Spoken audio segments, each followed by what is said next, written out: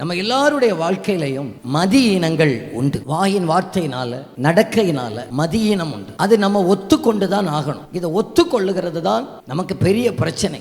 மதியினம் என்கிற இருள் நம்ம வாழ்க்கையை விட்டு விலகினாலே அநேக பிரச்சனையிலிருந்து தப்பித்துக் கொள்ள. சில வார்த்தைகளை பேசணும், வார்த்தையை விட்டுட்டோம்னா திரும்ப அதை எடுக்க முடியும். மதியினம் இல்லாம சிலருக்கு விரோதமாக எழும்பினர். அது நம்மை விட்டு மாறட்டும். நம்முடைய மூளை அதிகபட்சமா 1.5 கிலோ தான் இருக்குன்னு சொல்றாங்க. கர்த்தர் ஞானம் உள்ளவர், அவர் ரொம்ப பெரியவர். எல்லாவற்றையும் படைத்த அந்த தெய்வத்திடத்துல, ஆண்டவரே என்னுடைய மதியினத்தை என்னிலிருந்து நீக்கணும்னு சொன்னாங்க. இன்னைக்கும் நாங்க கேட்கிறோம், ஆண்டவரே நம்முடைய ஊழியத்தை செய்யக்கூடிய ஞானத்தை நீர் எங்களுக்கு தாரும் ஆண்டவரே. அதுதான் வெளிச்சத்தை போலப்படும். குடும்பத்தை கட்டுவதற்கு எங்களுக்கு ஞானத்தை தாரும் ஆண்டவரே. எனக்கு ஞானம், இந்த நாவினால மதியினமான வார்த்தைகள் புறப்படக்கூடும். மதியினம் அது ஒரு இருள். இருளுக்கு அதிபதியே அது சாத்தானா. நம்ம எல்லாவற்றுக்கும் பிசாசே குறை சொல்லிடுறது. போன வருஷம் இந்த இடத்துல தான் நாங்க குடும்பமா விழுந்து எழும்பணும். ஆண்டவர் பத்திரமா பாதுகாத்தார் சொல்லி, அப்புறமா அவருக்கு பைக்கை ஓட்ட வேண்டிய ஒரு நிலைமை வந்துச்சு. அந்த பைக்கை ஸ்டார்ட் பண்ணி பார்த்து உண்மையிலேயே அதுல பிரேக்கே கிடையாது. நான் சொன்னேன் இங்க வாங்கன்னு சொல்லி கூப்பிட்டு, இந்த பிரேக்கை வச்சுட்டு அங்க தள்ளி போட்டது யாரு? அதுக்கு நம்ம சொல்றது சாத்தான் போராடினான்.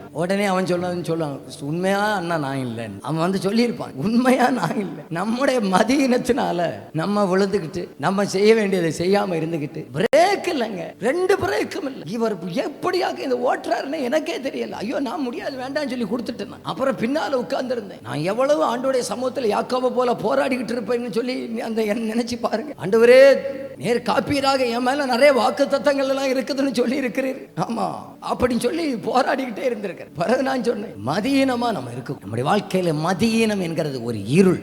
ஏவாளை போல நம்ம சொல்லக்கூடாது. நான் இல்ல அத்தானாக்கும், அத்தான்ட்டே கேட்டா சொல்றாது நான் இல்ல பாம்பாக்கும். உண்மையிலே ஞானம் உள்ளவர்கள் தெய்வமே நான் தான் சொல்லியிருந்தா ஒருவேளை அங்கே ஒருவேளை ரட்சிப்பு வெளிப்படுவதற்கு வாய்ப்பு இருந்திருக்கலாம். மதியீனம் நமக்கு ஒரு நாள் வேண்டவே வேண்டாம்.